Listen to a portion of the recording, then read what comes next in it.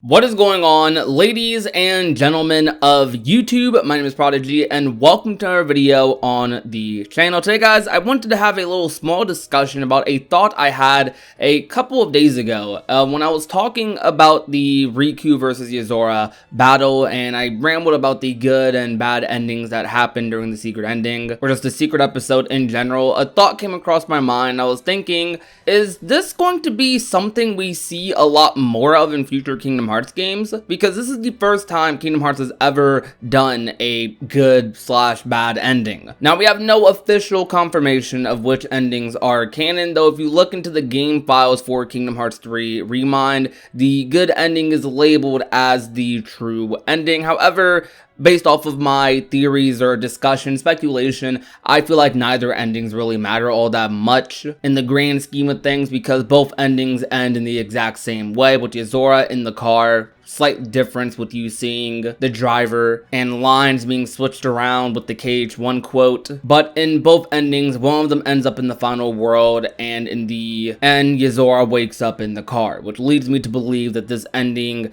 isn't quite what we think it is. It wasn't a actual quote encounter. But that aside, like I was talking about, I wonder if going into future Kingdom Hearts games, if multiple endings are going to be a thing. Now, of course, most games that have multiple endings have a canon ending or true story route they end up going down, but it could be very interesting if Kingdom Hearts end up doing something like this. Let's take the video from the other day, for example. Let's say it is happening in the ending of a game. Like, let's say we have a Kairi and Aqua game where we're training as Kairi and Aqua, maybe going through some Disney worlds, doing the thing, catching up on other characters. Then the game ends with Riku in Quadratum. We finally get a continuation of what happened in Melody of Memory, and Riku does end up fighting Yozora as a final boss to that game. And let's say Riku wins. We have some sort of ending where he ends up finding Sora, or he's clueless maybe as to where Sora still is, or just something happens, I don't know. And then we have an alternate ending where Riku straight up loses,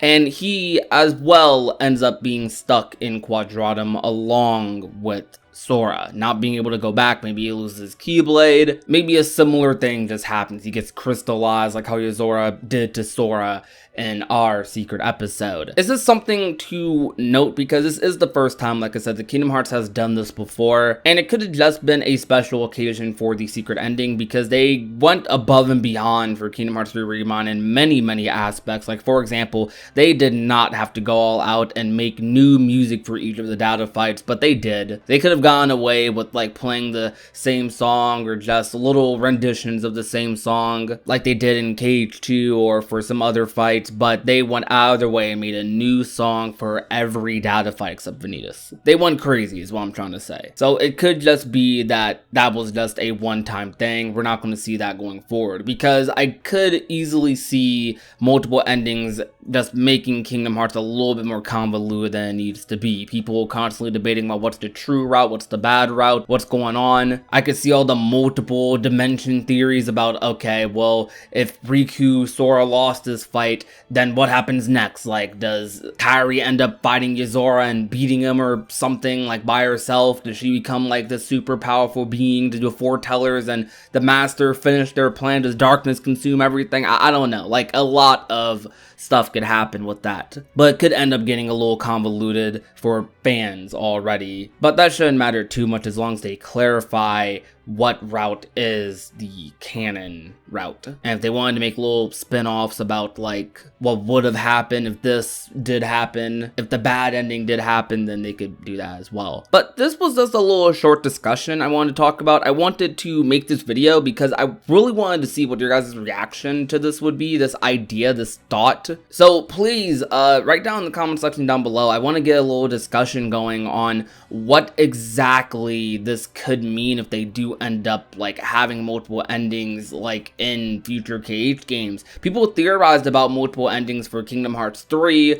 but I feel like that was just because, I mean, okay, we were waiting for Kingdom Hearts 3 for like so long. We were just discussing every little possibility imaginable. But it did kind of technically happen if we look at Remind, if we count Remind. But if this happens like even further down the road, then that would be kind of crazy. And I wonder if that is something they have planned. So please, let's have a discussion about this, because I think it's really interesting. I want to hear some of your guys' ideas, or if you think they're going to do it at all. But other than that though, tell me if you enjoyed today's video, which if you did, you already know what to do. Leave a like, share the video with a friend or a family member, and last but not least, if you have not already and want to become a part of the union, all you have to do is hit that red subscribe button down below. My name is Prodigy, and I will talk to you guys soon. Peace out, you guys. Bye.